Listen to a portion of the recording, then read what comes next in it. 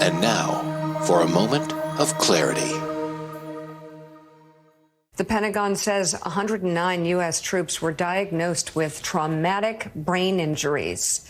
That after a missile barrage in 2020, after that barrage, Trump dismisses them as headaches. Trump also weighed in on the conflict between Iran and Israel. This has really been bad. But they have to finish that process. However it turns out, they have to finish the process. This is a little bit like two kids fighting in the schoolyard. Sometimes you have to just sort of let it go a little bit, and we'll see what happens. But it's really caused by a lack of respect for the United States of America. Oh, my God. Michael Steele, it's not even funny. It would be, but it's just not. It's not. First of all, headaches, traumatic brain injuries, big difference. He doesn't care. For anybody who still doesn't get it, he doesn't care about anybody but himself. He doesn't care. But as a solution to the situation in the Middle East, let it go. We'll see what happens. Why doesn't he add in another token line that he always puts in there? We'll have a solution in 2 weeks. We'll have health care in 2 weeks, in 2 weeks, in 2 weeks. This man has no grasp on the issues and no answers and no solutions, just pat lines that he turns back to, almost like someone who's kind of grasping for an answer.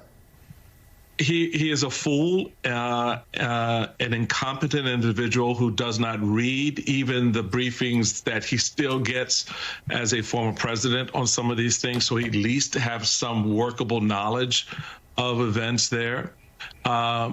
He is waiting. He has to wait to be told what Putin tells him to think about this affair, because that's where his alliance is, his allegiance is. But the most galling and insulting part of this is to minimize the traumatic injuries to our servicemen and women who took the incoming barrage from Iranian missiles, and who, as been reported, were denied their Purple Hearts as a consequence of that, because the Pentagon was dancing around how not to offend the president, because he didn't think it was that important.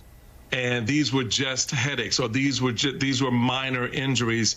And he didn't want, here's the galling part, he didn't want that stain on his administration, where something like this happened on his administration, on his watch.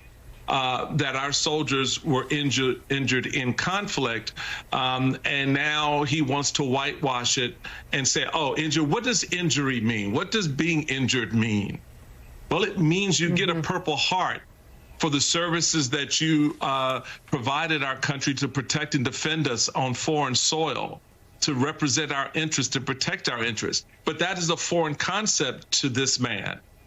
And the country needs to wake itself up out of this stupor, because this does not get better with him there. He will not solve these problems.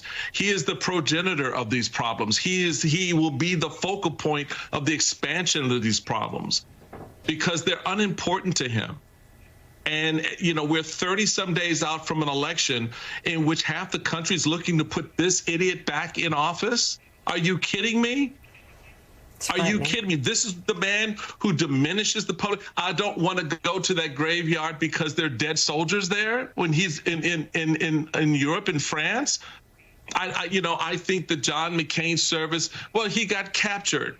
No appreciation of what that means to have a soldier who gives up coming home because he didn't want to leave his fellow servicemen behind. I mean, this lack of appreciation is a stain on our country when it comes from a president.